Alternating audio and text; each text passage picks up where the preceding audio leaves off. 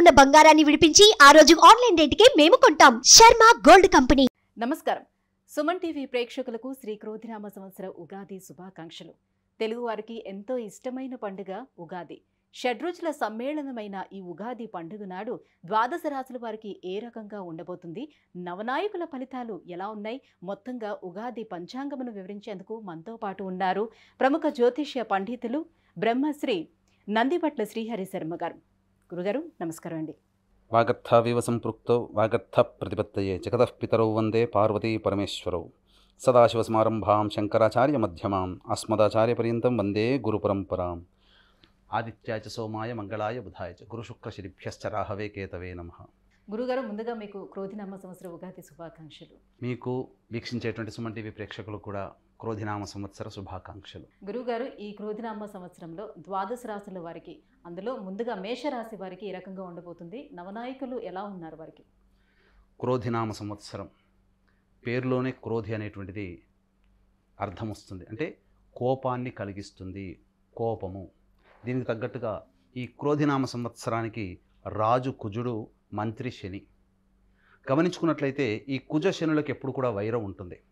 అంతరిక్షంలో మనకు గ్రహ సంచార రీత్యా శని కుజులు కలిశారు అని అంటే యుద్ధ వాతావరణం మెలుకుంటుంది అని శాస్త్ర ప్రకారం మనకు చెప్పబడి ఉంటుంది. కాబట్టి కుజుడు రాజు అయి శని మంత్రి అయి ఉన్నప్పుడు ఈ క్రోధినామ సంవత్సరం అంతా కూడా సాధారణం కంటే కూడా అసాధారణమైనటువంటి పరిస్థితులే ఎక్కువగా ఉంటాయని చెప్పవచ్చు. ఇక గమనించుకున్నట్లయితే కర్కాటకంలో కుజుడు కుజస్తంభనం అనేటువంటిది 21 అక్టోబర్ 2024 నుంచి 21 జనవరి 2025 వరకు కుజస్తంభనం ఉంటుంది. ఈ సంవత్సరం చాలా అత్యంత కొన్ని రాశులలో జన్మించినటువంటి వాళ్ళకి యోగకాలము, మరికొన్ని రాశుల్లో జన్మించినటువంటి వారికి అవయోగ కాలం. అలాగే శని మౌఢ్యమి అనగా ఈ శని మౌఢ్యమి 23 ఫిబ్రవరి 2025 నుంచి 29 మార్చి 2025 వరకు శని మౌఢ్యమి. కాబట్టి ఈ చెప్పినటువంటి కుజస్తంభనము మరియు శని మౌఢ్యమి గురుపాలిత రాశులలో జన్మించినటువంటి వారికి యోగమైతే, శనిపాలిత రాశులలో జన్మించినటువంటి వారికి అవయోగాన్ని కలగజేస్తుంది. ఇక గమనించుకున్నట్లయితే ఈ మేషరాశికి సంబంధించినటువంటి ఫలితాలు కనుక చూసుకున్నట్లయితే ఈ క్రోధినామ సంవత్సరంలో ఆదాయము 8, వ్యయము 14, అలాగే రాజ్యపూజ్యము 4, అవమానము 4. అంటే ఇక్కడ చాలామందికి ఈ ఆదాయం వ్యయం అంటే ఏంటి అనేటువంటిది కూడా సందేహాలు అనేటువంటి ఉంటాయి. అంటే ఇక్కడ గమనించాల్సింది ఏంటంటే ఖర్చు ఎక్కువ అవుతుందని కాదు, కాస్తే ఇక్కడ సాధారణంగా గమనించాల్సింది ఆదాయం 8 ఉన్నప్పుడు వ్యయం 14 అని అంటే ఆదాయం చాలా చక్కగా ఉంటుంది, కానీ వ్యయం 14 ఉందనంటే మీ యొక్క కోరికలు నెరవేర్చుకోవడం కోసం, మీ యొక్క సొంత ఖర్చుల కోసం అప్పులు చేసైనా కానీ మీ యొక్క సమస్యల్ని పరిష్కరించుకుంటారు అని అర్థం.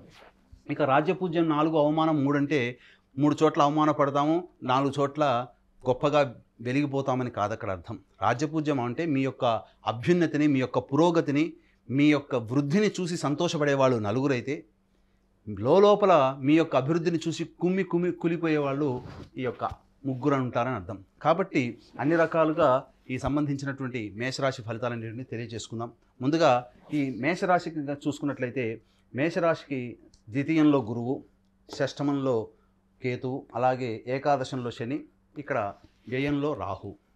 వెరసి సంవత్సర ఫలితాలని తెలియచేసేటువంటి గ్రహాలు ముఖ్యంగా దీర్ఘకాలిక గ్రహాలు గురువు, శని, రాహువు, కేతులు. కాబట్టి ఈ మేషరాశిలో జన్మించినటువంటి వారికి ఈ గత శోభకృత నామ సంవత్సరంలో ఏర్పడినటువంటి అపజయాలన్నీ కూడా ఈ క్రోధినామ సంవత్సరంలో విజయాలుగా మరల్చుకుంటారు.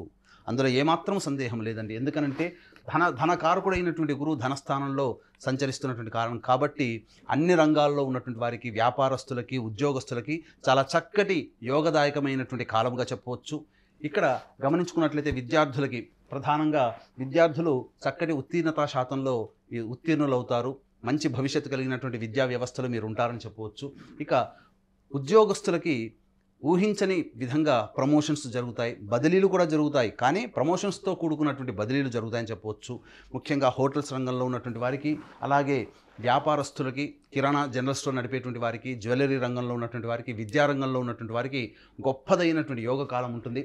ఇక వివాహానికి సంబంధించినటువంటి విషయాలు కనుక పరిశీలించుకున్నట్లయితే కొన్ని ఇక్కట్లు అనేటువంటివి ఎదురవుతాయి, కొన్ని వివాహ ప్రయత్నాల్లో ఆటంకాలు అనేటువంటివి ఉంటాయి. కానీ వాటన్నిటినీ కూడాను దైవబలంతో అధిగమించుకున్నట్లయితే చక్కగా అభివృద్ధి బాటలో ఉంటారని చెప్పవచ్చు. అందుకనే ఇక్కడ ప్రధానంగా గమనించుకున్నట్లయితే ద్వాదశ రాశుల్లో జన్మించినటువంటి వారికి నవగ్రహాల యొక్క అనుగ్రహం ఈ క్రోధినామ సంవత్సరం సంపూర్ణంగా ఉండాలి. కాబట్టి ఈ నవగ్రహాల యొక్క అనుగ్రహం కోసం ఈ సంబంధించినటువంటి తమిళనాడు కుంభకోణం దగ్గరలో ఉన్నటువంటి నవగ్రహాల టెంపుల్స్లో ప్రతి సంవత్సరం కూడా జూన్ నెల మరియు జనవరి నెలలో ఈ నవగ్రహాల టెంపుల్స్లలో నవగ్రహాలకి అభిషేకాలు, నవగ్రహాలకు సంబంధించినటువంటి హోమాది కార్యక్రమాలని కూడా మా పీఠం ఆధ్వర్యంలో జరుగుతాయి. కాబట్టి ఎలా నమోదు చేసుకోవాలనేటువంటిది ఈ కార్యక్రమం తదనంతరం కాంటాక్ట్ చేయవచ్చు. ఇక గమనించుకున్నట్లయితే ప్రధానంగా కుంభరాశిలో శని సంచారం జరుగుతూ పంచమ స్థానాన్ని అలాగే అష్టమ స్థానాన్ని వీక్షణ చేయడం, అలాగే రాశిని కూడా వీక్షణ చేయడం, ఈ యొక్క శని ప్రభావం అనేటువంటిది ఇబ్బందికర పరిస్థితులు అనేటువంటివి ఉంటాయి. కొన్ని ప్రయత్నాలు చేసినప్పటికీ ఆటంకాలు అనేటువంటి ఉంటాయి. ఎలా ఉంటాయనంటే మీరు ఎక్కాల్సిన బస్సుకి మీరు బయలుదేరారనుకోండి, బస్టాండ్కి రాగానే ఇప్పుడే వెళ్ళిపోయిందండి బస్సు అని చెప్తున్నా. అంటే అతి కొద్ది ప్రయత్నంలోనే మన యొక్క ఫలితాలన్నీ చేజారిపోతూ ఉంటుంటాయి. కాబట్టి జాగ్రత్తగా దైవానుగ్రహాన్ని పొందే ప్రయత్నం చేసుకుంటూ ముందడుగు వేసినట్లయితే చాలా మంచిదని చెప్పవచ్చు. ఇక ఈ మేషరాశి వారికి అద్భుతమైనటువంటి కాలము. కుజుడు కర్కాటక రాశిలో స్తంభించి ఉండడం, ఈ 21 అక్టోబర్ 2024 నుంచి 21 జనవరి 2025 వరకు. అలాగే గురుపాలితమైనటువంటి మేషరాశికి శని మౌఢ్యం ఏర్పడుతుంది. ఎప్పుడు ఏర్పడుతుంది? 23 ఫిబ్రవరి 2025 నుంచి 29 మార్చ్ 2025 వరకు. కాబట్టి ఈ సమయము ఈ మేషరాశి వారికి అద్భుతమైనటువంటి యోగ కాలము. వివాహాది ప్రయత్నాలు చేసుకొని వివాహ సంబంధాలు కుదుర్చుకున్నట్లయితే ఈ యొక్క సమయంలో వివాహం కనుక మీరు పెట్టుకున్నట్లయితే తప్పకుండా అద్భుతమైనటువంటి యోగదాయకంగా ఉంటుందని చెప్పవచ్చు. ఇక గమనించుకున్నట్లయితే ఆరోగ్యం పట్ల శ్రద్ధ వహించాల్సినటువంటి పరిస్థితి. ఈ యొక్క సంబంధించినటువంటి ఈ కుజస్తంభనము అలాగే శని మౌఢ్యం ఉన్నటువంటి సమయంలో అనూహ్యమైనటువంటి విజయాలు పొందుతారు. రాజకీయ నాయకులకి చక్కటి పదవి లభిస్తుంది. సంఘంలో పేరు ప్రతిష్టలు అనేటువంటివి పెరుగుతాయి. ఏదైనా కానీ నామినేటెడ్ పోస్టులో రాజకీయ నాయకులు ఉంటారని చెప్పవచ్చు. ఇక గమనించుకున్నట్లయితే ఈ సమయంలోనే ఎక్కువగా పంటకి అధిక దిగుబడులు రావడం, రైతులకి చాలా మేలుదాయకమైనటువంటి పరిస్థితులు ఏర్పడతాయి. కాబట్టి మంచి మార్కెట్ ధరతో మీ యొక్క ఉత్పత్తులు కొనుగోలు చేయడం, తద్వారా మీరు లాభదాయకంగా రైతులు ఉంటారని చెప్పవచ్చు. ఇక గమనించుకున్నట్లయితే వ్యయస్థానంలో రాహు, షష్టమ స్థానంలో కేతు యొక్క సంచార ప్రభావం వలన కొంత మానసికమైనటువంటి శారీరకమైనటువంటి శ్రమకి ఎదురవ్వాల్సినటువంటి పరిస్థితి వస్తుంది. అనుకోని సంఘటనలు అనేటువంటివి జరగడం, తద్వారా ఆరోగ్య సంబంధించినటువంటి ఇబ్బందులు ఎదుర్కోవడం, అలాగే అనవసరమైనటువంటి ధన వ్యయం అనేటువంటిది ఉంటుంది. కాకపోతే దైవానుగ్రహం వల్ల తీర్థయాత్రలు చేసే అవకాశము, అలాగే నదీ స్నాన సందర్శనం ఇవన్నీ కూడాను దైవానుగ్రహం వల్ల కలుగుతాయి. ఎంతైనప్పటికీ కూడా ఖర్చును అదుపులో పెట్టుకొని మీరు చేసే ప్రయత్నాలు కనుక ముందుకున్నట్లయితే అద్భుతమైనటువంటి ప్రగతి మీరు పొందుతారని చెప్పవచ్చు. అలాగే ఈ సంబంధించినటువంటి ఈ సమయంలోనే కర్కాటకంలో కుజుడు అనగా అక్టోబర్ నుంచి జనవరి వరకు కూడా ఉన్నటువంటి ఆ 3 నెలల కాలంలో గృహానికి సంబంధించినటువంటి మరమ్మతులు కానీ, నూతన గృహం కొనుగోలు కానీ, లేదా వాహన కొనుగోలు కానీ ఈ యొక్క మేషరాశిలో జన్మించినటువంటి వారు చేస్తారని చెప్పవచ్చు. అలాగే చక్కటి భవిష్యత్తు కలిగినటువంటి విద్యా వ్యవస్థలలో ఈ సంబంధించినటువంటి మేషరాశి వాళ్ళు ఉంటారు.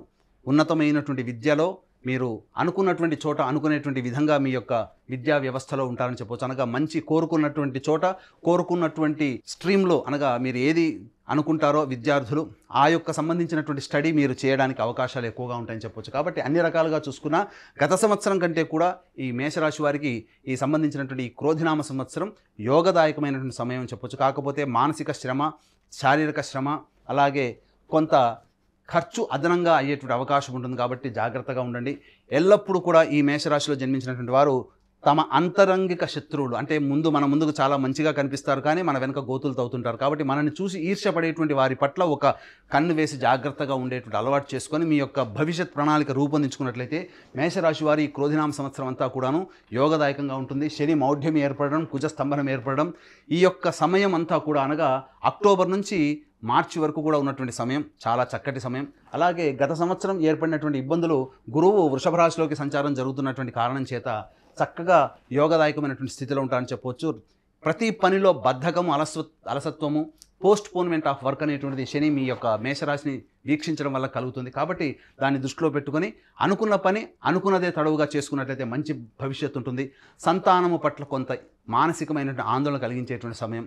ఏదేమైనప్పటికీ కూడా శని ప్రభావం ఉన్నంత వరకు కూడా సంతానము అభివృద్ధిలోకి లేకపోవడము, మీ యొక్క సంతానము ఈ కుజాష్టమం అనగా కుజస్తంభనం ఏర్పడడం అనేటువంటి కారణం చేత మంచి సత్ఫలితాలని మీ యొక్క సంతానం ద్వారా పొందుతారు. ఆలోచన చేసినటువంటి పనులన్నీ కూడా ముందుకు సాగిపోతాయి. అలాగే ఈ యొక్క అక్టోబర్ వరకు కూడా, ఏప్రిల్ నుంచి అక్టోబర్ వరకు కూడా నిర్ణయాలు పెద్దవాళ్లతో చర్చించి కనుక మీరు ముందుకు తీసుకున్నట్లయితే తప్పకుండా ఆనందకరమైనటువంటి జీవితాన్ని పొందుతారని చెప్పడంలో ఏమాత్రం సందేహం లేదు. గురువుగారు ద్వితీయ స్థానంలోని గురువు అలాగే లాభస్థానంలోని శని ఉన్నారు కాబట్టి వీళ్ళకి తిరుగుండదు అని చాలామంది అనుకునేటువంటి మాట. కానీ శని వల్ల కాస్త ఇబ్బందులు ఉంటాయని మీరు చెప్తున్నారు. అదేవిధంగా స్త్రీలకు ఏ రకంగా ఉండబోతుందో కూడా తెలియజేయండి.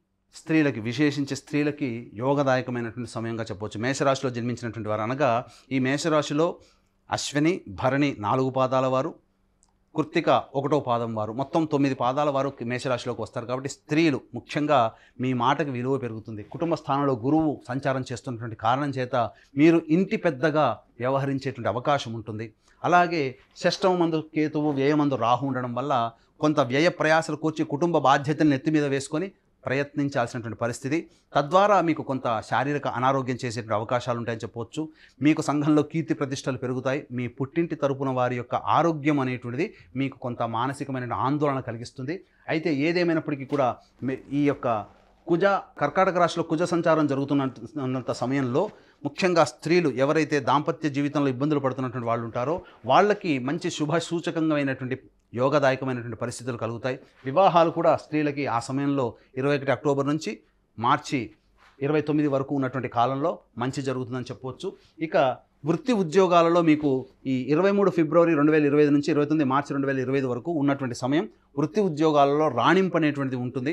తద్వారా మీకు మంచి భవిష్యత్తు కలుగుతుంది. ఇక ఎవరైతే సంతానం కోసం ఎదురు చూస్తున్నటువంటి స్త్రీలు ఉంటారో చక్కటి ద్వితీయార్థం అనగా అక్టోబర్ లోపల డెలివరీ అయినటువంటి వాళ్ళకి స్త్రీ సంతానం కలిగినట్లయితే, అలాగే అక్టోబర్ తర్వాత పురుష సంతానం కలగడానికి అవకాశాలు ఎక్కువగా ఉంటాయని చెప్పవచ్చు. గురుగారు, మరి ప్రతికూల పరిస్థితులను అధిగమించి అనుకూలమైనటువంటి పరిస్థితులను పొందాలి అని అంటే ఎటువంటి పరిహారాన్ని పాటించాలి? అలాగే వీరికి అనుకూలమైనటువంటి వారము, రంగు ఏంటి? గమనించుకున్నట్లయితే మేషరాశి వారికి అదృష్ట సంఖ్య 9, అనుకూలమైనటువంటి రంగు పసుపు, ఎరుపు, తెలుపు కూడా. ఇక సంబంధించి చూసుకున్నట్లయితే ముఖ్యంగా ఈ మేషరాశి వారికి సమస్యలు ప్రతి రాశి వారికి ఉంటాయండి. సమస్యలు ఉంటాయి, సంతోషము ఉంటుంది. ఎప్పుడు కూడా సంవత్సరం అంతా ఒకరికి ఆనందం, సంవత్సరం అంతా ఇంకో రాశి వాళ్ళకి దుఃఖము, అట్లాంటిది ఏమీ ఉండదు. కాకపోతే సమయాలు మనకు అనుకూలంగా లేనప్పుడు జన్మజాతకరీత్యా ఉన్నటువంటి వాటికి సంబంధించినటువంటి కూడా బేరీజు వేసుకొని మనకు అనుకూలంగా లేని సమయంలో మనం ఇబ్బందులు పడుతున్నప్పుడు దైవానుగ్రహాన్ని పొందే ప్రయత్నం చేసుకోవాలి. కాబట్టి ఈ మేషరాశి వారు ప్రధానంగా ప్రతి మంగళవారం రోజున సుబ్రహ్మణ్య స్వామికి ఆవు పాలు, ఆవు నెయ్యి, తేనె ఈ మూడిటితో అభిషేకం జరిపించి చలివిడి నైవేద్యంగా పెట్టండి. లేకపోతే జంటనాగుల పాము ఉన్నటువంటి విగ్రహం ఉంటుంది, ఆ విగ్రహానికైనా అభిషేకము చలివిడి నైవేద్యంగా పెట్టండి. ఇక ప్రతిరోజు కూడాను దత్త అష్టకం, కాలభైరవ అష్టకం రోజుకి 3 సార్లు మీరు పఠించినట్లయితే మీకు తప్పకుండా ఆ రోజుకు వచ్చేటువంటి ఇబ్బందులన్నీ తొలగిపోతాయి. చెప్పిన విధంగా మీకు సమస్య వచ్చినప్పుడు సుబ్రహ్మణ్య స్వామిని అర్చించండి, చాలా మంచి జరుగుతుందని చెప్పవచ్చు.